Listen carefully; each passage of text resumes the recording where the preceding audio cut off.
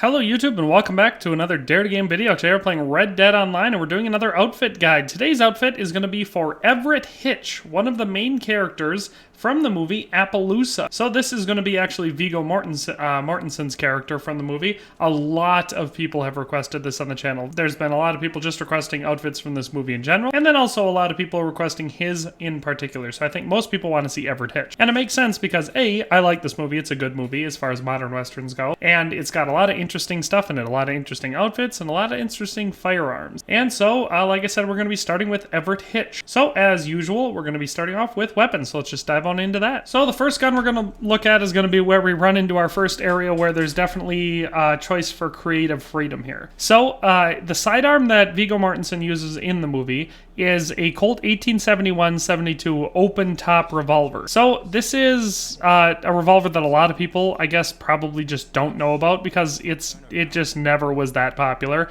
Now, mind you, for people on the cutting edge of firearms in the Old West, there was a period before the Colt single-action army or this, like around the same time as the Schofield, but a lot of people were used to the Colt, so they didn't want to switch over, where Colt fans had to decide between keeping either some sort of a conversion for their 1851s, their 1860s, or whatever, their old percussion revolvers, or they had to switch over to Remington, who was offering a more modern gun in the new army, or some people decided to go with, in the early 1870s, before I think it was 1872 when the single action army was released, if you would have bought the 1871 open top the year before, they probably just stuck with it, and that's what I like to imagine Everett from Appaloosa doing. It's kind of like in the 90s when projector TVs came out, and then 2 years later plasma screen TVs came out. So anybody who had the money and decided to buy a new TV when they got the big projector screen TV, those great big box TVs, probably kicked themselves real bad 2 years later when the plasma screen came out. That's kind of what I picture with people who use the 1871 or 72 open top. It's interesting actually because his character actually uses both that one and also an 1866 Yellow Boy repeater, which were both chambered in the same caliber, which is 44 Henry rimfire.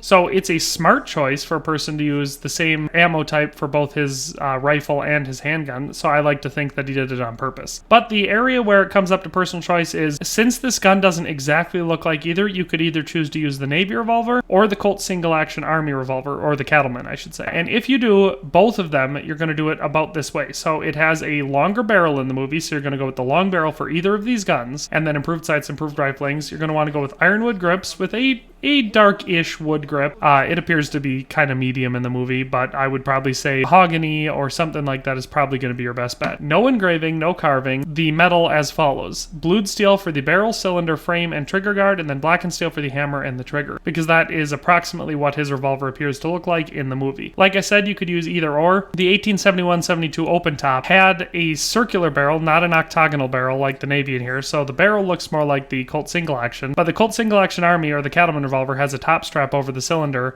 which the open top obviously doesn't. That's why it's called an open top. And then the Navy one looks more like it for that. But it's also a brass cylinder. It was designed with the same loading gate as a Colt single action army revolver, so it definitely looks different than what is obviously the percussion model of the Navy revolver that we have in the game. So like I said, it's totally up to you which one you want to use better. They both kind of look like it. I just decided to go with the Navy because in the game I like the way that the Navy performs better. So that is the revolver. Let's move on to the next gun. Like I said, the next gun we're going to be dealing with is going to be the 1866 Yellow Boy, which is a Winchester rifle, and the way to imitate that is with the Lancaster repeater in the game, and you're going to want to go with a darker wood varnish, no scope, no wrap. We're going to want no engravings or carvings, and then all blued steel for the barrel, the hammer, the lever, and the sight, and then brass for the frame and the trigger. And that looks basically like the factory finish for these guns in the time, and therefore a lot like it does in the movie. So that's the rifle that he uses out throughout a whole bunch of the movie. All right, and then the final weapon we're going to be doing is a double barrel shotgun. In the movie, very prominently, Everett Hitch has a double barrel 8-gauge shotgun. Now obviously we don't have an 8-gauge. This one in the game is based off a 12-gauge model. It's the best we can do, and it still looks pretty decent. So for this, you're going to want to have the long barrel, improved rifling, etc. You know, a dark wood varnish. I think I went again here with the mahogany. There's quite a few options that look fine. That's not super important, but no engraving, no carving. And then the metal as follows: blackened steel for the barrel, the hammer, and the trigger guard, and then brown steel for the trigger, the sight, and the frame. This looks almost exactly like the shotgun that he uses in the movie, and like I said, if you've ever seen Appaloosa, you'd know that this is a very iconic part of his gunmanship in the movie. And it also impacts his outfit, as part of his outfit is designed specifically to to use this gun. The only other alternative I would have is if you're trying to imitate just the giant feel and power of the gun he uses in it, you could obviously also use the elephant rifle in this game and just design it the same way. It has the same double barrel appearance. It definitely does a lot more damage, but I just wanted to go with the shotgun. That's why I did the double barrel. Like I said, a lot of fans of the movie, I think, would agree that the elephant rifle might be a better option just for immersion, to allude to the great power of the 8-gauge shotgun. But in any case, that is weapons, so let's move on to the outfit itself. So this is the outfit I have designed for him, and now mind you, there are various different outfits he wears throughout the movie, but this one is probably the one that I would consider to be most iconic, and also it's probably my favorite one that he wears. We're just going to obviously break it down one piece at a time, but first, as for facial hair and hair, I went with a shorter haircut with a slightly lighter brown, but kind of a brown look to it, and then I went with the goatee facial style because it's very similar to what he has in the movie. Now, in the movie, his mustache is a bit thinner and longer, and his beard is a little bit narrower, but just in broad strokes, this looks pretty dang close to what it looks like in the movie. So that's the hair. Let's just go through the outfit one item at a time. So for the hat, I decided to go with the drifter hat, and I went with this light whitish beige, maybe tan variant, because it looks very similar to the hat that he wears for the bulk of the movie, both in shape and color. Now, it's not absolutely perfect, but it's pretty dang close. His in the movie has a band, which is just slightly lighter than this one, which is probably the biggest difference. But as far as the rest of the hat goes, it's approximately this shape. I would say the brim on his in the movie is just a little bit bigger, but this is pretty dang close to being the right size. It sits about the right way. I'd say this hat is as close to being perfect as any of the hat options in the game are. So that's the hat. So for the coat, this is the only area that I'm still not 100% sure about. I think it's the best option out of all the ones in the game, but there's obviously more color to it than his is in the movie. Now, he clearly is wearing a green shotgun coat in the movie, and the reason I chose to go with the black grave coat is because he's actually wearing what is a pretty fun historical fact in his shotgun coat in the movie, because he has a attached thick leather pad that helps with the recoil of the double barrel 8-gauge shotgun that he uses in the movie. And this one actually has, you can see, some additional leather padding. Now, obviously, it's not just in the one spot like his is in the movie. It goes over the shoulder and up on the sides, but it would appear to be approximately the same thing. Not quite as thick as his is in the movie, but like I said, it's got sort of that feel to it. The green color is also pretty close to being right. It's almost exactly the right shade. The only thing about this coat that I don't really like is how it's got the gold trimmer on the sleeves and down the side. His doesn't have that, and this one is just a touch longer than his is in the movie. His only goes down to just slightly above his knees. This goes to slightly below your knees in this. Well, except for the tails on the back. They go all the way down to the boots. But that, like I said, that's the coat I think looks the best. There's a few other options, though, and I'll quick show you those ones. The green Walden coat works passably well, as does the green Dunaway coat.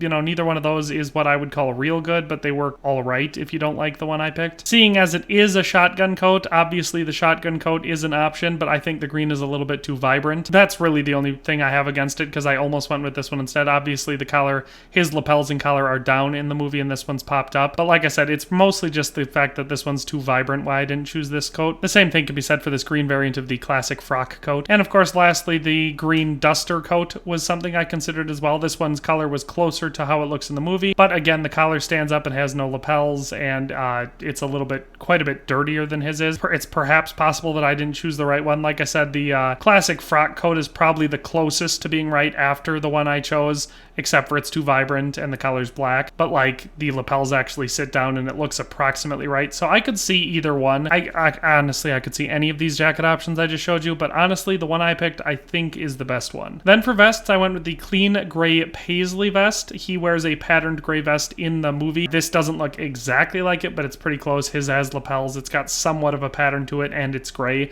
only a single line of buttons. So I think this is probably the best vest option. For the shirt, I went with the plain white everyday shirt. It matches his basically perfectly. It's got the same style collar. It's got buttons that go up. He wears his closed collared, so don't open the collar on this. For weapon equipment, I went with the reddish variant of the sharpshooter gun belt because he's got sort of a reddish brown belt in his. For the pants, I actually go with this kind of real dark gray variant of the Tide pants, and it's mostly just to offset the color from the vest, because in the movie you can see in this outfit he's wearing gray pants clearly, but they are darker than the vest, so I wanted the pants to be visibly darker than the vest, and I also wanted them to be neat. Then for the boots, although he wears, I think I counted 3 different sets of boots throughout the movie, the ones he wore most frequently and in this outfit that I'm imitating are a light brown variant of cavalry boots. Now his go up a little bit higher, as they often do in movies, but we don't have that option, so I just went with this brown variant of the cavalry boots, which I think matches his outfit pretty well. And lastly, I went went with some Western Rider spurs, which approximately look like the spurs he wears in the movie, except the spurs on the back of his are actually silver and not brass. But the belt of the spurs match the boots pretty well, like his do in the movie, so I think these are probably the best spurs to go with out of all the available options. So as you can see, looking at them side by side, like I said, I think you'll agree that they look pretty dang similar. The coat is obviously the only area of contention. The green classic frock coat might still be the better choice. In fact, I'll just switch it over so you can see what it looks like side by side. So I go back and forth on them. Obviously, this one's length is a little bit better, and it doesn't have all that extra color to it, but we also don't get the leather shoulder pad.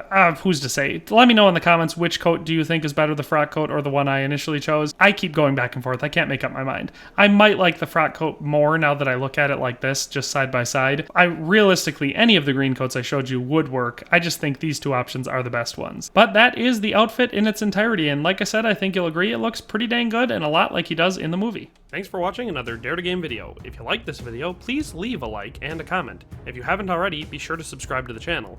If you like my content and would like to support this channel, consider becoming a member today for as little as $1.99 a month. It makes a huge difference. But in any case, thanks for watching and have a nice day. I'll see you next time.